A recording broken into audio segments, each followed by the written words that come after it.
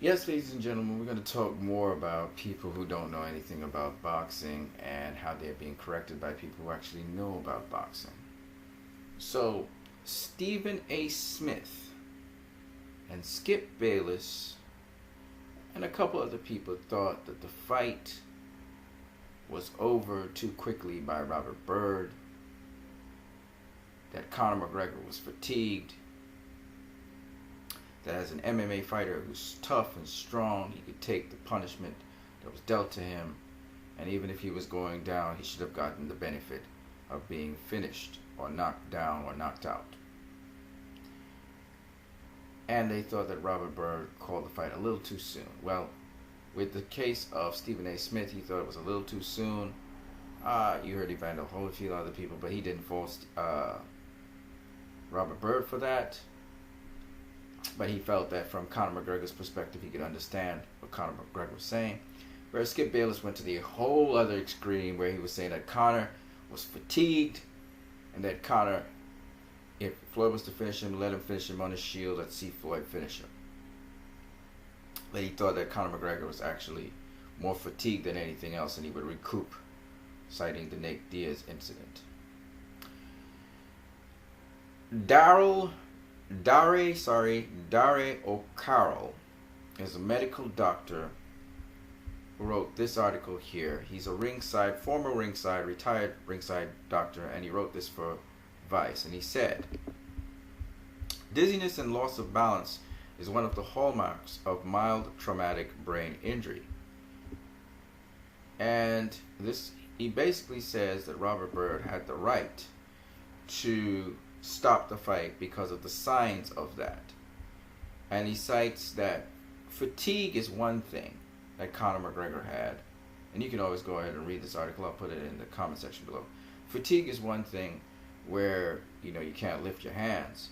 But he said it's dangerous when the balance of the fighter is starting to disappear. That means that the cerebellum, which is the part of your brain that actually deals with balance and so on, it has been injured.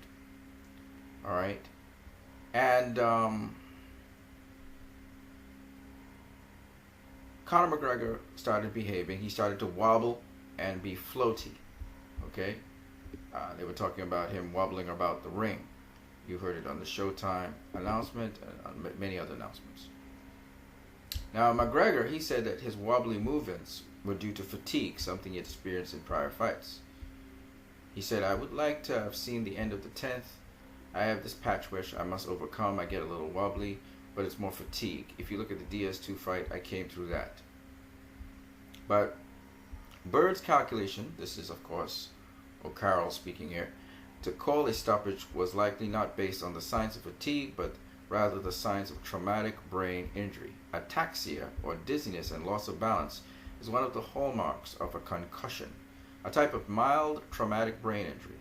Fatigue may cause sluggish and slow movements, but does not cause the imbalance and poor coordination exhibited by McGregor in the 10th round. Being wobbly in the setting of pugilistic trauma will always be treated as the result of head trauma and not as fatigue. To let a fighter continue on would be grossly negligent. Okay? The organ the ringside physician is concerned about when a fighter displays ataxia is the brain, and the specific part is the small area near the back of the skull called the cerebellum. The cerebellum functions to coordinate and regulate movements. When it's injured, it will result in a lack of precision and accurate timing of body movements. It is typically tested by the finger-to-nose test, during which any abnormalities will be noticeably amplified by an outstretched finger. The cerebellum frequently exhibits malfunction due to concussion and traumatic brain injury due to its location in the back of the skull, predisposing it to something called contracoup injury. This occurs when a force is applied to the front of the skull, such as a Mayweather punch, causing the brain to accelerate backwards and hit the back of the skull. Global brain rotational forces and acceleration and deceleration will contribute to cerebellar injury. McGregor maintained it's not damaged. There's always a patch in my fights where I go through fatigue stage, but I wasn't rocked. As an Irishman and self-admitted McGregor fan, I would like to believe him, but as a physician and former ringside doctor, I believe the fight was stopped for his own safety. Bird did an excellent job by stopping the fight when he did, as I'm certain the ringside physician and all members of the Association of Ringside Physicians would agree. It was an entertaining contest, and while he is likely devastated by the loss, McGregor should be quite pleased with his performance against arguably the best boxer who has ever lived, certainly the most successful. Continuing the fight would have put McGregor at risk for continued head trauma, risking a future of chronic traumatic encephalopathy, or worse, which is brain swelling, repetitive damage leading to severe traumatic brain injury such as a brain bleed. It wouldn't be the first time a boxer experienced this, as was tragically the case just this year to young Daniel Franco, who required emergency neurosurgery to save his life. Just so you guys don't know, I'm going to go to that article right now. Daniel Franco had to have brain surgery to repair a brain bleed. He was only 24 years old, from Rancho Cucamonga, California, and he was knocked out last Saturday night. This would have been June the 13th. So last Saturday night would have been a week ago, which would have been June 6th of this year, which is just 2 months ago. Okay, he was in the Mercy Medical Center in Sioux City, Iowa, and was expected to remain there for weeks and possibly months.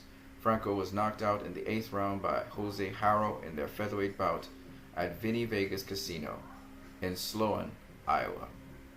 So you can see that it's a dangerous thing, this thing called boxing.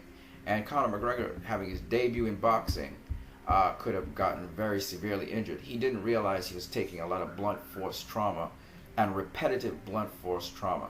In fact, this doctor here, Dare O'Carroll, who's a medical doctor, is actually agreed upon by another doctor I was listening to in Combat Sports channel, and that doctor was saying that repeated blunt force trauma is actually more dangerous than a sudden blunt force trauma where someone goes unconscious.